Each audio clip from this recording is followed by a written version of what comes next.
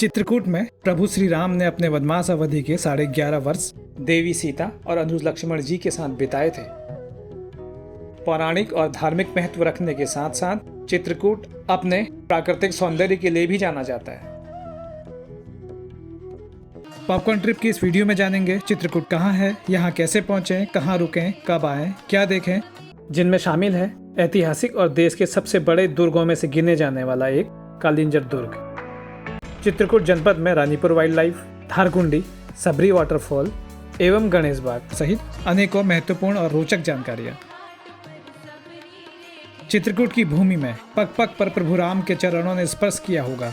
यह विचार श्रद्धालुओं के हृदय में असीम आनंद, पवित्रता और उमंग भर देता है।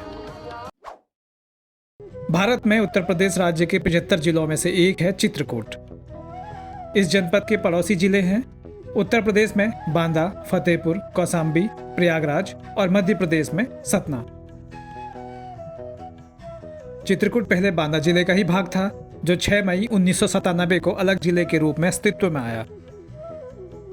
चित्रकूट में 4 तहसीलें हैं, जिनके नाम हैं करवी, मऊ, मानिकपुर और राजापुर। चित्रकूट की देश की राजधानी दिल्ली, उत्तर प्रदेश की राजधानी लखनऊ सहित कुछ प्रमुख स्थानों के लिए डायरेक्शन। साथ ही चित्रकूट से कुछ प्रमुख स्थानों की दूरी स्क्रीन में देखी जा सकती है। चित्रकूट धाम में आने वाले कुछ स्थान चित्रकूट जिले से बाहर मध्य प्रदेश की सीमा में भी हैं। चित्रकूट धाम मूलतः 5 गांव या कस्बों का समूह है, जिनमें उत्तर प्रदेश में चित्रकूट जिले के करवी तहसील के 2 कस्बे, सीतापुर और करवी, तथा मध्य प्रदेश में सतना जिले के 3 कस्बे, कामता, कोहली और नया गांव शामिल है। चित्रकूट का सबसे प्रसिद्ध स्थल है रामघाट। यहाँ अपने वनवास काल में भगवान राम नित्य प्रातः स्नान के लिए आते थे। साथ ही तीर्थयात्री प्रभु श्री राम से जुड़े निकटवर्ती अन्य कई पौराणिक और धार्मिक महत्व के स्थलों के दर्शन करते हैं, जिनमें से कुछ विख्यात स्थलों के नाम, उनकी रामघाट से दूरी अभी स्क्रीन पर देखी जा सकती है।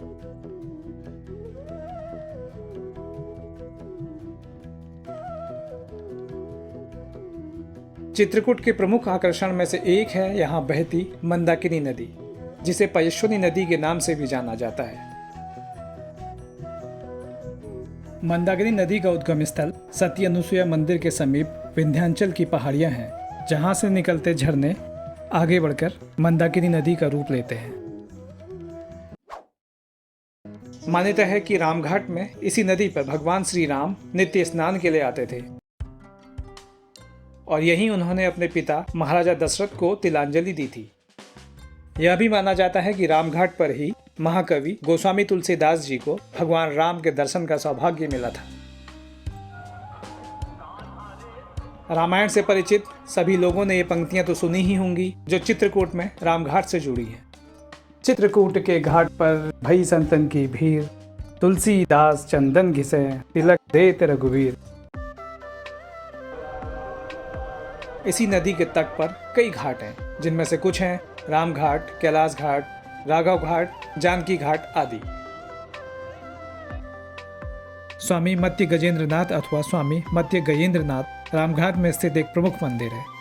मान्यता है कि भगवान ब्रह्मा जी ने इस स्थान पर यज्ञ किया था। यज्ञ के प्रभाव से निकले शिवलिंग को स्वामी मत्स्य गजेंद्रनाथ जी के नाम से जाना जाता है।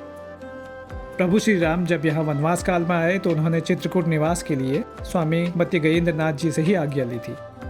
सावन के माह और महाशिवरात्रि के समय यहाँ बड़ी संख्या में श्रद्धालु शिवलिंग पर जलाभिषेक करते हैं। सतयुग में भगवान ब्रह्मा ने यज्ञ किया, उनको मुक्ति प्राप्त हुई। एक प्रतिमा ब्रह्मा जी के द्वारा, दूसरी प्रतिमा त्रेता में जब भगवान आए, इन्हीं से आज्ञा लेकर के निवास किए, तो दूसरी प्रतिमा जब यहाँ से जाने लगे तो उन्होंने स्थापित की पार्वती जी के सामने। माना जाता है कि स्वामी मत्स्य गजेंद्रनाथ जी के दर्शन से शोक, भय और अवसाद से मुक्ति मिलती है। सायंकाल आरती का कार्यक्रम होता है, जो दैनिक चलता है।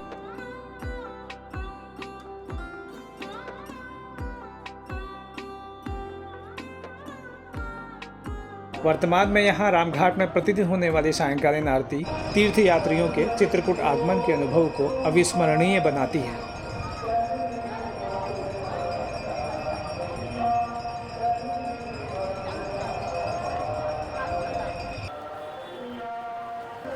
इस समय मंदाकिनी नदी पर चलती रोशनी से जगमगाती रंगों से भरी नावें आकर्षक लगती हैं और घाट की सीढ़ियों पर सैकड़ों हजारों दिए श्रद्धालुओं द्वारा प्रज्वलित किए जाते हैं। लगभग सभी नावों में नाविकों द्वारा पाले गए खरगोश दिख जाते हैं, जो पर्यटकों के नौकायन के आकर्षण में वृद्धि करते हैं। नौका विहार का आनंद लेते श्रद्धालु। इस समय हम हैं घाट के मध्य प्रदेश के भाग में, जहां मंदाकिनी नदी में बने पुल को पार कर अथवा नाव द्वारा पहुंच सकते हैं। नदी के उस पार परहुती आरती उत्तर प्रदेश की सीमा में है।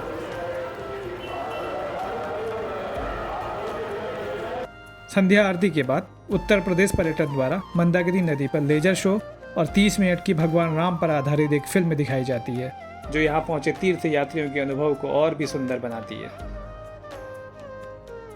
जिसे देख ऐसा लगता है मानो कुछ देर के लिए आप रामायण काल में पहुंच गए हो।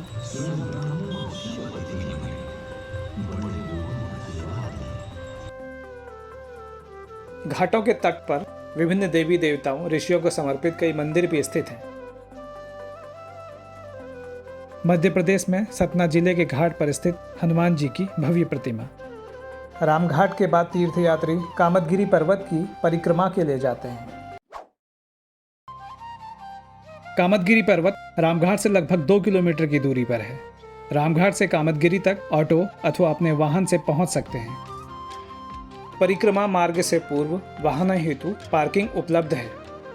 ऐसी मान्यता है कि कामदगिरी पर्वत की परिक्रमा करने से सभी लोगों की मनोकामनाएं पूर्ण होती हैं।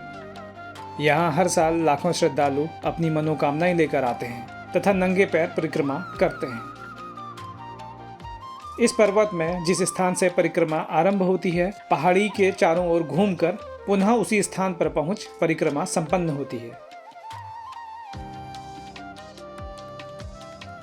परिक्रमा मार्ग में 4 अलग अलग दिशाओं में 4 प्रवेश द्वार हैं। सभी जगह कामतानाथ जी के मंदिर हैं, जिनमें कामतानाथ जी के 4 मुखारबिंद हैं। कामतानाथ जी के पहले मुखारबिंद से यात्रा आरंभ की।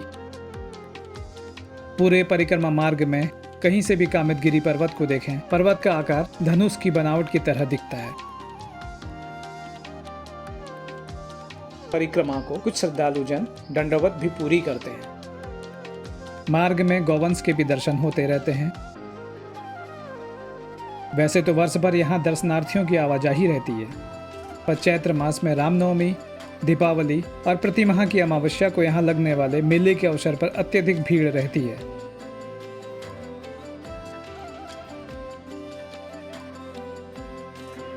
मार्ग में श्री राम, माँ सीता, अनुज लक्ष्मण जी और हनुमान जी सहित शिव जी के साथ कई ऋषियों मुनियों को समर्पित मंदिर हैं। कामदगिरी परिक्रमा करते समय अनेकों प्राचीन मंदिर मिलते रहते हैं। साथ ही कुछ नए बने मंदिर भी मार्ग में दिखाई देते हैं। मार्ग में यहाँ 50 लोगों के बैठने की क्षमता वाला रामायण दर्शन हॉल होलोग्राफिक तकनीक से संपूर्ण रामायण दर्शन के लिए बनाया गया है।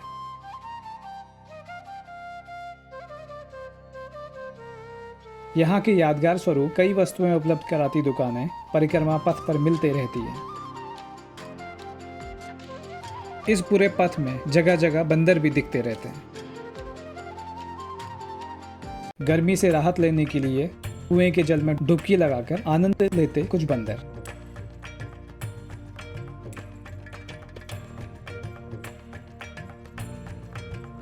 जो तीर्थयात्री चलने में अक्षम हों, उनके लिए व्हीलचेयर भी यहाँ मिल जाती है। यह है भरत मिलाप मंदिर। श्री राम जब वनवास की अवधि में थे, तब भरत जी उन्हें वापस बुलाने आए तो इसी स्थान पर उनसे मिले थे। आगे बढ़ते हुए श्रद्धालु पहुंचते हैं रोपवे के पास।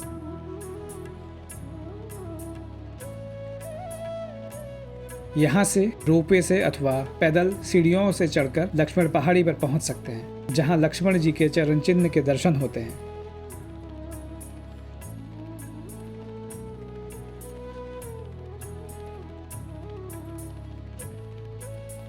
रोपवे की ट्रॉली से दिखता कामदगिरी पर्वत और आसपास के दृश्य। मान्यता है कि श्री राम के वनवास काल में चित्रकूट प्रवास की अवधि में लक्ष्मण जी इसी पहाड़ी पर रहा करते थे। पहाड़ी में और भी कुछ मंदिर हैं। उनमें से एक है मनसा देवी का मंदिर, जो कि भगवान शिव की मानस पुत्री हैं।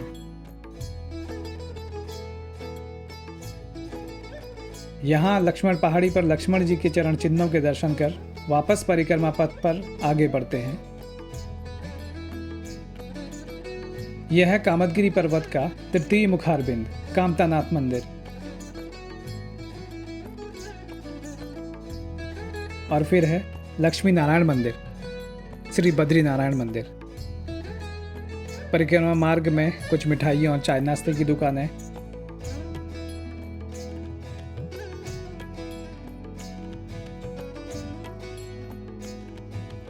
इस मार्ग से आगे बढ़ते हैं तो मिलता है बरहा के हनुमान जी के मंदिर के लिए मार्ग। कामदगिरी पर्वत में से आते पानी के मार्ग में आने के कारण मंदिर को बाराहा के हनुमान जी के मंदिर के नाम से जाना जाता है।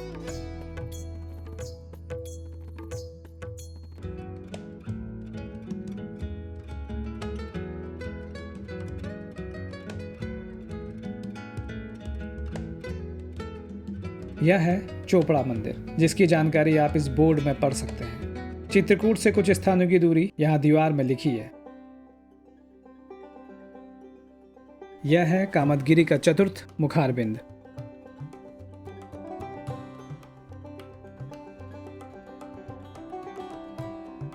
दधिमुख हनुमान जी का मंदिर, सबरी आश्रम। इसी स्थान से हमने परिक्रमा आरंभ की थी और यहीं पहुंचकर इस परिक्रमा का समापन किया। कामदगिरी परिक्रमा सामान्यतः 2 घंटे में पूरी हो सकती है, लेकिन विभिन्न मंदिरों के दर्शन करते हुए और रुकते हुए परिक्रमा पूरी करने में 4 से 5 घंटे भी लग सकते हैं। रामशैया, यह स्थान चित्रकूट से लगभग 7 और कामदगिरी से 3 किलोमीटर की दूरी पर मुख्य सड़क से लगा हुआ है। रामशैया में एक चट्टान है जिसके बारे में यह माना जाता है कि इसी चट्टान में श्री राम जी और माता सीता विश्राम किया करते थे और लक्ष्मण जी पहरा दिया करते थे। इस चट्टान में उनके चिन्ह देखने को मिलते हैं। ये राम जी की है बड़ी वाली सही है, सीता जी दाहिनी तरफ है, जैसे पत्नी को बाएं साइड में होना चाहिए। लेकिन भगवान जी ने, राम जी ने सीता जी को 14 साल तक पत्नी नहीं समझा। आदि शक्ति देवी के रूप में भगवान देखते तो यहाँ दाहिनी साइड में स्थान देकर लेटने की जगह बनाई गई। शिला पूरी पोली है, इसमें पीछे से गुफा का द्वार भी था। द्वार इस समय बंद है। समझ में आता है कि यहाँ से द्वार था। जिस तरह ऊपर सोने के लिए बना है, इसी तरह इसमें अंदर भी बना है। बरसात में, सर्दी के टाइम में भगवान गुफा के अंदर रहते थे, खुले मौसम में बाहर रहते थे। जब यहाँ भगवान लेटे हैं लक्ष्मण शिला, ये पीपल की झाड़ के पीछे रोड कुछ पर सामने है, वहाँ से लक्ष्मण जी बैठ के वीर आसन में पहरा करते थे। लक्ष्मण जी सोए नहीं 14 साल तक। इस तरह से 11.5 साल श्री राम जी, माता जानकी जी इसी शिला पर, इसी सैया पर रात्रि विश्राम किए हैं। राम सैया के नाम से सब लोग उसको जानते हैं। सब लोग प्रणाम कर लीजिए। जो जिनको नीचे से उतर के शिला की परिक्रमा कर ले। अंदर मंदिर ठाकुर जी का है। अखंड ज्योति 6 साल से चल रही गाय के घी से मंदिर में आप लोग दर्शन करेंगे और चरण प्रसाद लेके फिर आगे जाएंगे। बोलो सियावर रामचंद्र भगवान। श्रद्धालु शिला रूपी रामसैया की परिक्रमा का सौभाग्य भी प्राप्त करते हैं। चारों ओर पहाड़ियों से घिरी हुई यह जगह अत्यंत शांत और सुकून देने वाली है। चित्रकूट से लगभग 15 किलोमीटर की दूरी पर भरतकूप स्थित है। भरत जी जब प्रभु श्री राम को अयोध्या वापस ले जाने के लिए यहाँ आए थे तो अपने साथ प्रभु का राज्याभिषेक करने समस्त तीर्थों का जल भी लाए थे। लेकिन भगवान राम 14 वर्ष वन में रहने को दृढ़ प्रतिज्ञ थे। उन्होंने अपने पिता महाराज दशरथ के दिए वचन को दुनिया के समस्त वैभव और सांसारिक सुख से ऊपर रखा। भरत जी ने प्रभु श्री राम के राज्याभिषेक को लाए जल को इसी कुएं में मिला दिया। तब से इस कूप का जल अत्यंत पवित्र माना जाता है। श्रद्धालु पूजन कार्यों हेतु भी जल लेकर जाते। लाखों श्रद्धालु मकर संक्रांति के समय कूप के जल से स्नान कर पुण्य लाभ लेते हैं। यह वह स्थान है जहाँ पर स्नान से समस्त तीर्थों का पुण्य मिलता है।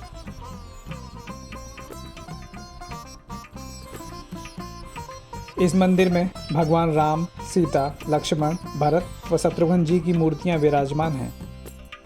माना जाता है कि बुंदेल शासकों के समय मंदिर का निर्माण हुआ था और वर्तमान में मंदिर के सौंदर्यीकरण का कार्य उत्तर प्रदेश पर्यटन विभाग द्वारा किया जा रहा है।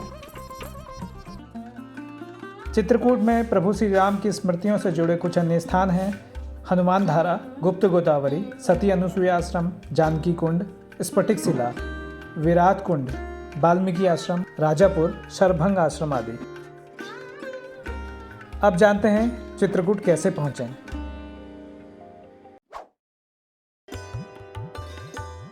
ट्रेन द्वारा चित्रकूट पहुंचने के लिए रामघाट से 10 किलोमीटर की दूरी पर करवी रेलवे स्टेशन है। यहाँ से देश के कई स्थानों के लिए ट्रेन चलती हैं। इसके अलावा अन्य नज़दीकी रेलवे स्टेशन श्री रामपुर है। रामघाट से 38 किलोमीटर दूर मानिकपुर जंक्शन से भी देश के कई हिस्सों को जोड़ने के लिए कई ट्रेन चलती हैं।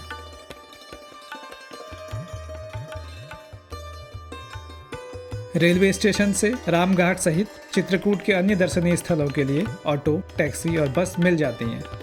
चित्रकूट सड़क मार्ग से अच्छी तरह जुड़ा हुआ है। चित्रकूट से निकटवर्ती स्थानों के साथ दिल्ली, लखनऊ सहित देश के कई शहरों के लिए बस सेवाएं हैं। प्रयागराज से दिन भर नियमित अंतराल पर रोडवेज की बस चलती हैं। मध्य प्रदेश में सतना से भी चित्रकूट तक बस चलती हैं। चित्रकूट का नज़दीकी एयरपोर्ट 129 किलोमीटर दूर प्रयागराज में है। चित्रकूट धाम के दर्शन के बाद 2-3 दिन का समय हो तो आसपास के कुछ less known worth seeing places को भी एक्सप्लोर कर सकते हैं, जो उत्तर प्रदेश में चित्रकूट क्षेत्र में आने वाले पर्यटकों के अनुभव को और भी यादगार बना सकते हैं। कालिंजर उत्तर प्रदेश के बुंदेलखंड क्षेत्र में बांदा जिले में स्थित पौराणिक ऐतिहासिक दुर्ग है। कालिंजर फोर्ट के लिए मुख्य हाईवे से लगभग 4 किलोमीटर की दूरी तय कर पहुंचा जा सकता है। कालिंजर का रूट एवं चित्रकूट से दूरी स्क्रीन में देखी जा सकती है। कालिंजर आते हुए अपने साथ पीने का पानी भी रखें। कालिंजर दुर्ग में प्रवेश करने के बाद आरंभ में मिलता है चौबे महल। कालिंजर दुर्ग का इतिहास जानने के लिए हम यहाँ के स्थानीय निवासी और जानकार पप्पू जी से मिले। मेरा नाम सर शैलेश कुमार अजरिया है, वैसे पप्पू के नाम से जानते हैं और मैं कालिंजर रहता हूँ सर। तो 8 किलोमीटर की परिध में पूरा किला। ये चंदेला और बुंदेलों के इर्द गिर्द ही घूमता रहा था ये किला। ये 9वीं शताब्दी में चंदेलों के हाथ में आया। सामरिक राजधानी चंदेलों की कालिंजर थी, राजनीतिक राजधानी महोबा थी, सांस्कृतिक राजधानी खजुराहो थी। ये मूर्तिकला केंद्र थे। जो मूर्तियाँ इधर से टिप्स जाते थे खजुराहो, तो पत्थर इधर तराशा जाता था, मूर्तियाँ इधर बनाई जाती थी, इसके बाद खजुराहो जाती थी। कालिंजर दुर्ग भारत के सबसे विशाल और अपराजेय किलों में से एक माना जाता है, जो चंदेल राजाओं द्वारा बनवाया गया था।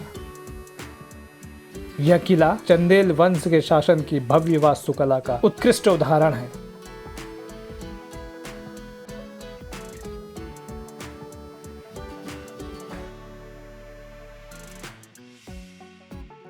इस किले के अंदर कई भवन और मंदिर हैं जिन पर बारीक नक्काशी है। ये पहले कालिंजर का काली का वास था, इधर पर शक्तिपीठ था। इसके बाद काली इधर से छोड़ के कलकत्ते चली गई। कलकत्ते का पहले पौराणिक नाम गोविंदपुर था, कलकत्ता बाद में पड़ा। कालिंजर फोर्ट का भी हर युग में परिवर्तन हुआ है नाम। सतयुग में इसको कीर्तगिर के नाम से जानते थे। ऐसी मान्यता है कि यह दुर्ग हर युग में विद्यमान रहा।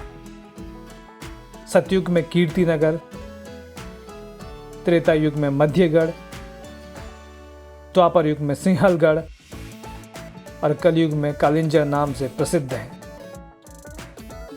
कालिंजर के अंदर एक पूरी दुनिया है। ऐसा लगा जैसे यहाँ की मजबूत दीवारें और उन पर लगे युगों पुराने पत्थर अपनी कहानी खुद बयान कर रहे हों।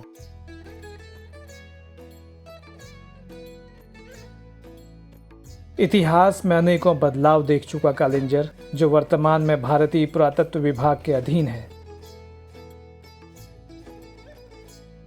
चंदेलों के पहले राजपूत, प्रतिहार, कल्चर उस पर चल रहा। अधिकांश सब चंदेलों के उसमें ही रहता है। कालह जीर करेश जहगिर पर जाको नाम कालिंजर, जिसने काल पे ही विजय हासिल कर लियो, इससे अच्छी कोई जगह नहीं। ये तपोभूमि है। दीवारों में लगे विशाल तरासे पत्थर इस्पात से भी अधिक शक्तिशाली। आज के तुलनात्मक रूप में सुविधाजनक माहौल में रहते लोगों के लिए यह कल्पना करना मुश्किल होगा कि उस समय के मानवों की भुजाओं में कितना बल होगा, जिन्होंने इन पत्थरों से इस अभेद्य दीवारों और यहाँ के दुर्ग को बनाने में लगाया होगा। यहाँ से कालिंजर के बड़े बड़े मैदानों को देख सकते हैं, जो बहुत सुंदर लगते हैं। 1545 में शेरशाह सूरी ने इस पे आक्रमण किया। उस समय इधर के चंदेल राजा कीरत शाह थे। जब शेरशाह सूरी ने इस पे आक्रमण किया, 2 वर्ष डेरा डाले रहा, इसका कहीं से राज नहीं मिला उसको, तो जो इधर के मानधाता चौबे थे उनको उन्होंने मिलाया कि आप हमको इस कलिंजर फोर्ट का इसका राज हमको बता दीजिए, तो हम इधर का आपको किलेदार नियुक्त कर देंगे। तो उसको मिला लिया, तो इनको मिलाया तो इन्होंने बताया कि आप पन्ना गेट से अटैक करें तो इस पर आप विजय हासिल कर लेंगे। तो शेरशाह सूरी ने पन्ना गेट से प्रवेश किया। तो जब राजा को पता चल गया तो उसने अपनी पूरी सेना को पन्ना गेट पे लगा दिया। तो कूटनीति के द्वारा प्रवेश किया, सामने से अटैक नहीं कर पाया, इसीलिए इस कलिंजर दुर्ग को अजय दुर्ग कहते हैं। इधर पर राजा मान सिंह महल है, ये आपको सामने दिख रहा है।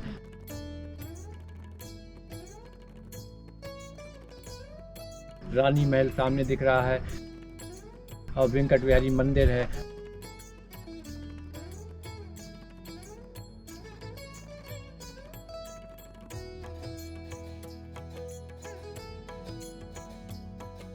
चौबे महल है, रंग महल है, मोती महल है, जकीरा महल है, सीता कुंड है, सीता सेज है, पताल गंगा है, और ये मज़ारे हैं, ईदगाह वगैरह की पत्थर मस्जिद कहते हैं। इधर पर इस साइड में मृगधारा है, मंडूक भैरव है, मीन धारा है।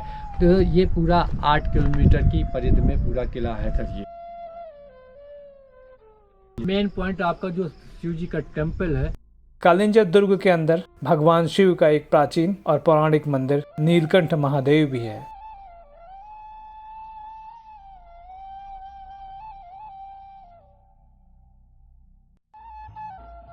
मंदिर के मार्ग में भगवान शिव, काल भैरव, गणेश जी और हनुमान जी की प्रतिमाएं पत्थरों पर उकेरी गई हैं। सीढ़ियों से उतरते हुए दिखाई देती हैं चट्टानों में तराशी हुई अद्भुत प्रतिमाएं। इन मूर्तियों को देख आश्चर्य होता है कि किन कलाकारों ने कितनी मेहनत से इसी जगह खड़े रहकर इन्हें यह रूप दिया होगा। कालिंजर दुर्ग के महलों में जो कभी अपने वैभव के लिए जाने जाते रहे होंगे, आज वीरान हैं। वहीं भगवान शिव को समर्पित यह मंदिर आज भी जीवंत है। आसपास के गांवों सहित दुनिया भर से श्रद्धालु यहां भगवान शिव के दर्शन करने सदियों से आते हैं।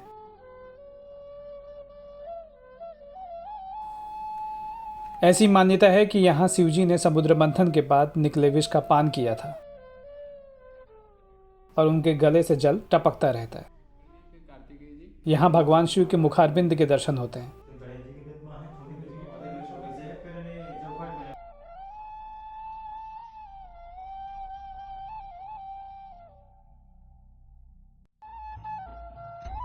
काल भैरव जी की यह विशाल प्रतिमा चट्टान में उकेर कर बनाई गई है।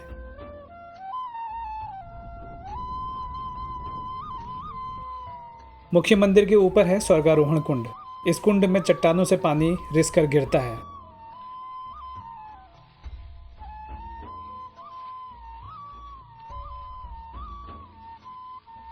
(1521) में हुमायूं आया, 1569 में अकबर आया, 1682 में औरंगजेब ने इस पे आक्रमण किया। उस समय इधर के राजा छत्रसाल थे, बुंदेला राजा, उनसे युद्ध हुआ था। उनकी छावनी बागेन नदी पे उसकी छावनी थी। पैदल आने पे रास्ते हैं इधर पर कलिंजर फोर्ट पे 2 रास्ते हैं, एक कटरा गांव से है, एक कालिंजर गांव से है। 875 सीढ़ियाँ चढ़ करके कलिंजर फोर्ट पे आना पड़ती है। तो पैदल आने पे 7 गेट मिलते हैं सर। ये गेट ये हमारे एग्रीकल्चर विभाग के 25 रुपये का टिकट काटते हैं सर। और टाइम क्या है सुबह से शाम तक? सुबह से 7 बजे से 6 बजे तक। आज जब हम एक छोटे कैलकुलेशन के लिए भी कैलकुलेटर का उपयोग करते हैं, तब यह महसूस करना अद्भुत है कि कैसे एक समय बड़ी सी बड़ी गणनाएं और रणनीति मस्तिष्क की क्षमताओं का उपयोग कर होती थी। वह समय जब बिना रडार और सैटेलाइट कैमरे के राज्य की सीमाओं की सुरक्षा होती थी, जिनमें किले की मजबूत दीवारों की महत्वपूर्ण भूमिका होती थी।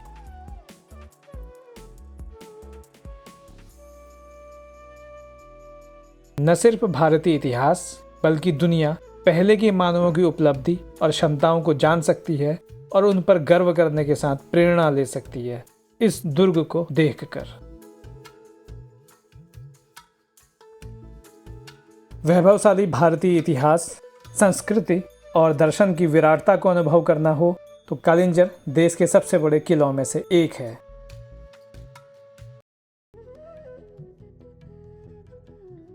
कालिंजर दुर्ग को एक्सप्लोर करने के बाद अगला डेस्टिनेशन है सबरी वाटरफॉल। चित्रकूट से लगभग 30 किलोमीटर की दूरी पर है सबरी वाटरफॉल। यह स्थान रानीपुर जाने वाली सड़क से लगभग 1 किलोमीटर की दूरी पर है। प्रपात के लिए एक अलग मार्ग जाता है। मारकुंडी के पर्वतों के बीच में चट्टानों से निकली विशाल जलराशि जब इस विशालकाय कुंड पर गिरती है तो लोग उसे देखकर रोमांचित हो जाते हैं। यहाँ इन जलधाराओं का दूर से ही आनंद लेना चाहिए क्योंकि समीप के पत्थर लगातार जल पड़ने से काई लगने से फिसलन भरे हो गए हैं। विशेषतः बरसात के मौसम और उसके बाद यह जगह पर्यटकों से भरी रहती है। सबरी वाटरफॉल के बाद अगला डेस्टिनेशन धारकुंडी। चित्रकूट से लगभग 50 किलोमीटर और सबरी वाटरफॉल से लगभग 20 किलोमीटर की दूरी पर रानीपुर वाइल्ड लाइफ सेंचुरी का एक भाग है धारकुंडी।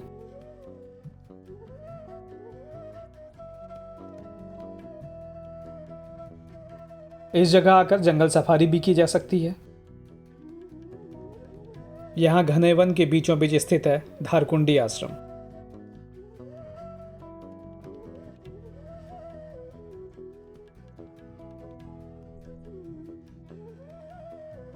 यह स्थान अपनी प्राकृतिक सुरम्यता, साधना स्थल, पहाड़ों से अनवरत बहती जलधारा, असीम शांति द्वारा पर्यटन और आध्यात्म को एक सूत्र में पिरोती है।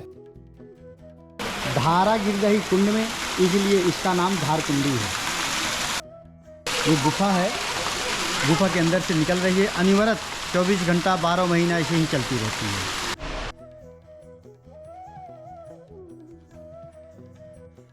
लेते हैं धारकुंडी आश्रम और यहाँ के संस्थापक परमहंस जी महाराज की और जानकारी। स्वामी जी का आगमन 22 नवंबर 1956 को हुआ था। तो इस गुफा में शेर रहता था। जब स्वामी जी रहने लगे यहाँ पर तो शेर का आना जाना बंद हो गया। स्वामी जी बताया करें कि जब हम अंदर बैठते थे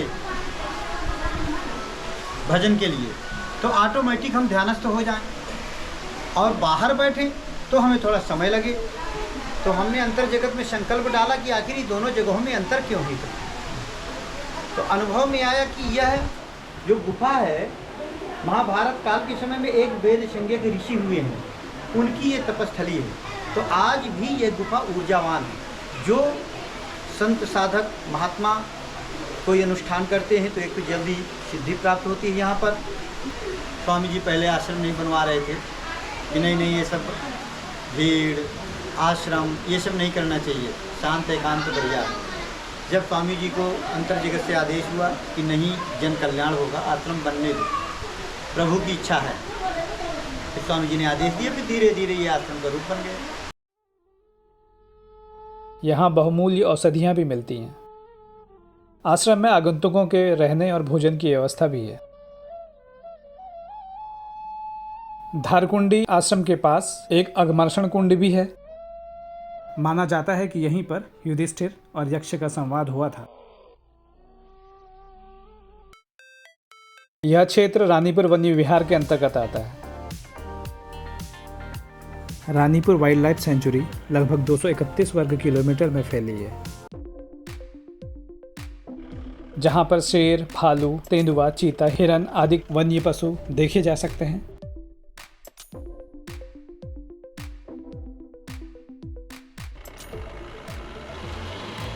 वर्तमान में वाइल्ड लाइफ सफारी करनी हो, मानिकपुर वन विभाग के कार्यालय से अनुमति लेनी होती है।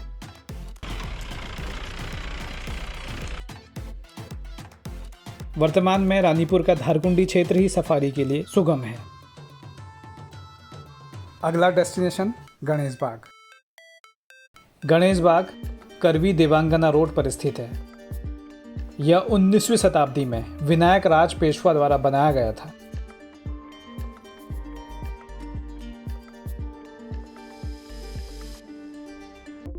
इस जगह एक मंदिर है जो खजुराहो जैसी कलाशैली से निर्मित है। गणेश बाग में एक आकर्षक जलकुंड भी है जो 7 खंड की है। इसमें 6 खंड पानी में डूबे रहते हैं और 1 खंड खुला ही रहता है।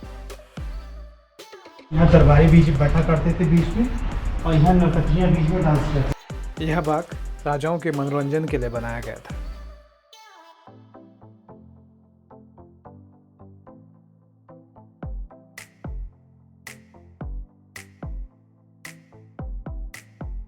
मूल खजुराहो के साथ इसकी वास्तुकला की समानता के कारण इस स्थान को मिनी खजुराहो के रूप में भी जाना जाता है। चित्रकूट में रुकने के लिए कुछ होटल्स, गेस्ट हाउस और धर्मशालाओं की जानकारी डिस्क्रिप्शन में दिए लिंक से प्राप्त की जा सकती है। चित्रकूट वह स्थान है जहां आने से पूर्व श्री राम राजकुमार राम के रूप में जाने जाते थे।